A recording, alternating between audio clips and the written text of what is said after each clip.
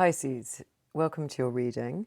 So I've already laid the cards, and I think this is about how to recalibrate and rest your mind, just looking at this to see if you want to stay, and sort of heal after a period of being sort of a bit divided. I can't really put it in any other way than that. I'm just going to dive in and see whether this makes sense to you. So in your interior world, these all plopped out together. It's really interesting. Ace of Cups, the Emperor, Two of Wands, and the Four of Cups. So, sorry, Ace of Pentacles. Did I say Cups? Ace of Cups, Ace of Pentacles, Emperor, Two of Wands, Four of Cups. The way I saw this was there's a new start being offered to you around discipline, and some sort of structure, but you sort of want to turn your back or look elsewhere, and you're not ready to take this offer yet, this Ace of Pentacles. Whatever this discipline, whatever this structure is, you're not quite ready for it. And it could be within yourself, it could be something to do with healing physically. I'm not sure yet. Let's see where we get to, because when we see how this makes you act on the outside world, you just sort of, it's a sort of no, I want an end to this. I want an end to this with this. It could be about trying to sort of start some really serious new habits around health. And this could mean I accept that there's an end to some sort of bad habit, which would be very, very positive, because we can see the dawn coming up in the near future. It could really be about that. I'm looking at the sea, the sort of this in between today. It's interesting. And the sort of stratified colours that don't really go together. Everything's a bit clashy. So it might have been some part of your behaviour has been a little bit out of whack with what you need. Now, it could be watching too much Netflix, eating, drinking too much, you name it. It doesn't even need to be too much. It could be refusing to have some sort of structure or help that's being offered to you from the Emperor. So it doesn't need to be about not doing. It could be about not grasping something that's being offered to you. So in the basis of the reading, we see this healing. It's so beautiful. He's in the church, he's got these swords all relating to different chakras that are being realigned, like acupuncture points. This is his whole system being realigned, and here's a blessing being given. So it really is a card of great blessings and physical and mental healing. It's beautiful. Do you know what's standing out today is his funny little knees. I don't know, maybe someone here has got something up with their knees. It could be that you're having to do something to help that healing process, give up some inflammatory foods, start a physio process that helps you to daily heal those. I know I have a hip that I don't know why I don't do the exercises every day. It feels really silly.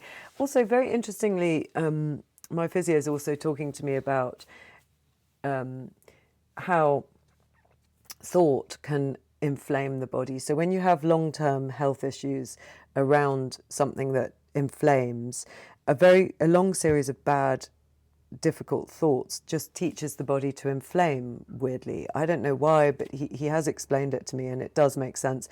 Basically, the messaging knows that the quickest way to get our attention, in my case, is with getting my hip to play up. In yours, it might be something else. So, and when I re-look at these kind of messages are the ones that you really need to take on board. There are some structures, Emperor, that like physio or understanding long-term pain or understanding what to give up or understanding what to take on, that you can employ to get this healing. And knees, joints, moving forward, being flexible, because those were standing out to me. This healing is about that. What else have we got here? Her big hair. So it's like a sort of, do you see how there's this going through the and then an axe up here, or no, it's actually houses, but this big hair, like a sort of croissant coming, or a long bit of an unfurled croissant coming from her head. Hair usually means intuition. It might be be in touch with your intuition, moving out of that Four of Cups where you're saying, I don't want to take on board my intuition, and actually receiving it. Maybe this is towards learning how to listen to your intuition. In the recent past, we have the Page of Cups. So looking really lovingly at this imaginative fish in your cup, it's a young energy about messages, and messages here of beguilement, imagination. And because I just mentioned the intuition and the hair, I wonder whether it is about, in the recent past, you've had a little glimpse with that beautiful fish that's allowed you to get in touch with your intuition. Have a look at him. It's just a stage card. Look at those lines at the bottom. So it means there will have been just a phase recently. And I'm looking at his little hair and how his quaint face, his eyes looking sort of up. And how sort of vigorous this is again. This same sort of feeling of intuition, the hair. Yeah, I think you've had a glimpse of your intuition in the past. And where it could lead to is the Magician, which is amazing. The Magician is obviously fully in command of his intuition, along with everything else he needs in order to create. Look at that around his head. That indicates his third eye. And what can I see here with it?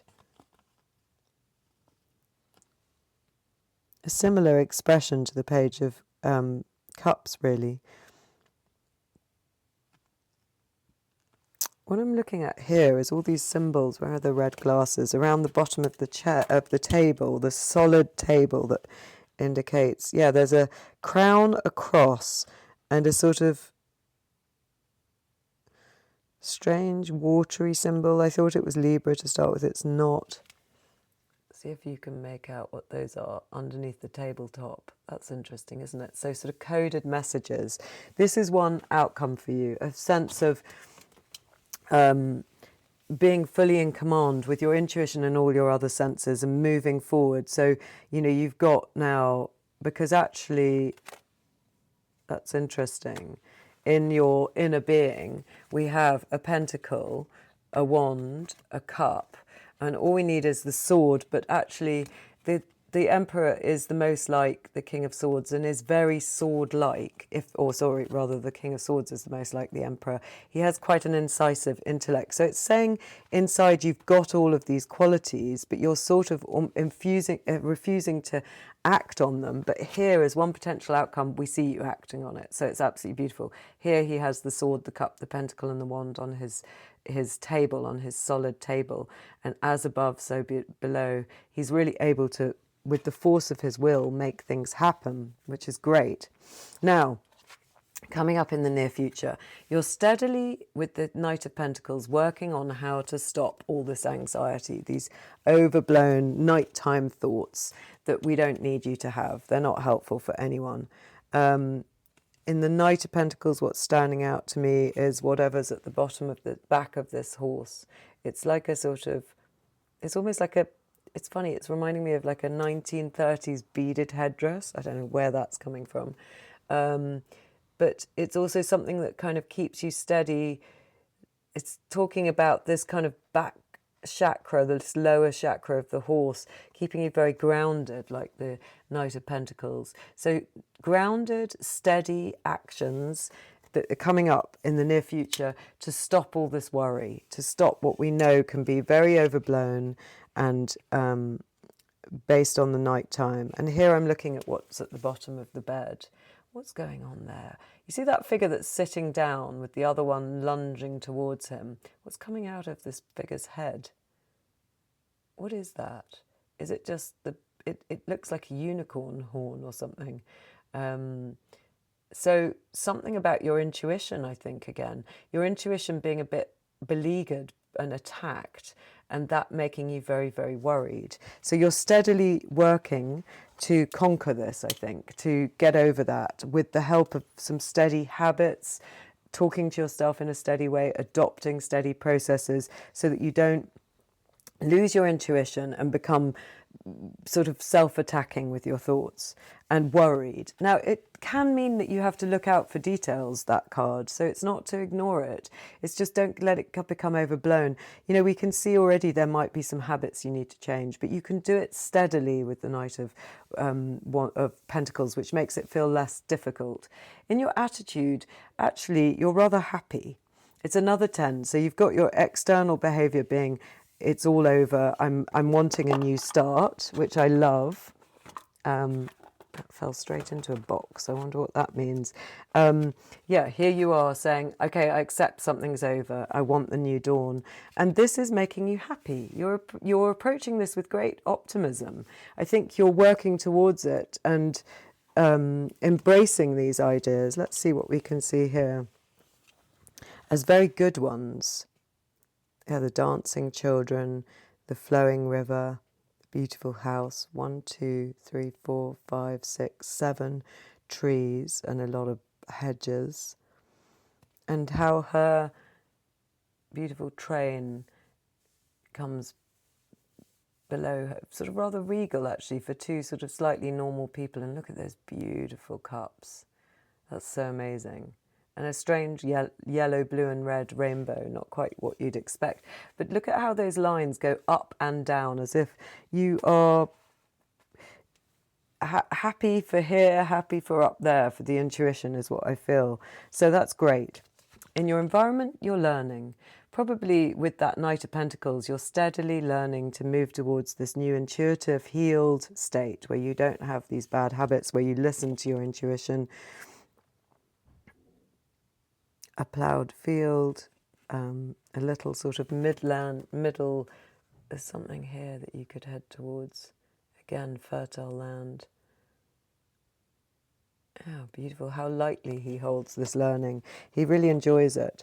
And what your hopes and fears are, yeah, you want to be on a mythic quest with the Chariot, but you probably fear how fast and furious it is and how serious this might be. It's like all go ahead. You're attached here with the star in your crown and the stars above your head and the stars behind you to some really serious intuition, but it unleashes you into a kind of furious action, and you're probably excited by that and also slightly frightened. Yeah, that's what I'm seeing today, in the water behind him and the sphinxes. Which is curious because these pillars come out of the water. So what is stable, what you hold on a pedestal, comes from emotion, from the intuitive realms. It's weirdly, that's what you need to put on a pedestal, as it were. And the outcome. Initially, I just got this absence, delay and separation. You're still bringing logic to the heart with this one. And I asked, well, what is this about? And it said it's about what they love, partnership, and rushing in with the mind to try and grasp that partnership. And I don't know that it's the mind, the action of the mind, this kind of quick, fast acting mind that needs to do the work at the moment. So there's a little bit of absence, delay and separation still. It doesn't need to be considerable, but I just want to pull a few cards to see if we can get some further understanding on this. So let's pull an Enchanted Forest Tarot card here. See which part of the reading it wants us to look at. What have we got here? 5 of Challenges. I like him. Look at him. It's funny, the ring light that's very blinding on my eyes. It's probably not very safe. Look, there you go. So he's quite a character, pulling that tree up, looking quite gruff. Let's see what they've got to say about him. 5 of Challenges. So I'll just pull my hair back with these ones. 2 glasses. 5 of Challenges. Overwhelming odds, a fight you can't win. Choose your battles and live to fight another day. When you come upon a giant, it's safe to assume that he is not interested in anything you have to say, so save your breath for running. There are friendly giants, but they are rare in the general giant population, as are giants with a sense of humour. This giant isn't comical at all, nor is he stereotypical stupid bumbler. He's dangerous, not because he's evil, but because he's big. He also has a short temper, and he's giving you one chance to get out of his space before he deals with you. This signifies a situation in your life where you might be overestimating your chances against an opponent. Sometimes being quicker in an argument just doesn't work because the other will not or cannot engage in that way. Do not equate slowness with stupidity, and do not equate stupidity with harmlessness. Stay on alert until you know who and what you are dealing with. What this brings to mind when it says slowness is not stupidity, and don't think, what did it say? Do not, sometimes being quicker in an argument doesn't work because the other will not or cannot engage in that way. This is a very quick card. You might be using your intellect to sort of push something ahead, and actually what we're asking is for your intuition to push it ahead. So it's saying the steadiness of this kind of energy and this kind of energy is actually what you need for this quest, not quick arguments, quick thoughts. That's not going to help you. That's our comment on that Three of Swords. It's saying to get to what you love, remember to employ that steadiness. Don't use your incisive intellect and try and sort of push on. You need to sort of slowly work on this intuition and slow down with your thoughts, because speedy thoughts are not working for you at the moment. They're causing a kind of crashing out and a negativity in your brain, and a bit of a danger if you don't slow down a bit. So, and this is the devil. Wow. So let's see what this one has to say. This is from Rachel Pollock's Shining Tribe. Oh gosh, it keeps opening straight on the door, on the page. Suppressed energy, denial of problems, obsessions, especially sexual, illusions and oppression, desire, seductiveness, dark energy that can lead to power or knowledge. So this is talking about, let me find a little into this description. The devil represents the darkest side of ourselves, the area we do not wish to acknowledge. We need to reach the level of temperance before we can face the hidden desires and fears symbolized by the devil. So it's indicating that this might be to do, I know what it's to do with. Maybe it's bringing us back to your addictions. So the devil usually means the addictions, dark things that we're tied to. So it's not wanting you to forget that. It's not wanting you to skip past it in that clever, logical way that we have. Oh no, it's fine. I can keep doing that. It's all right.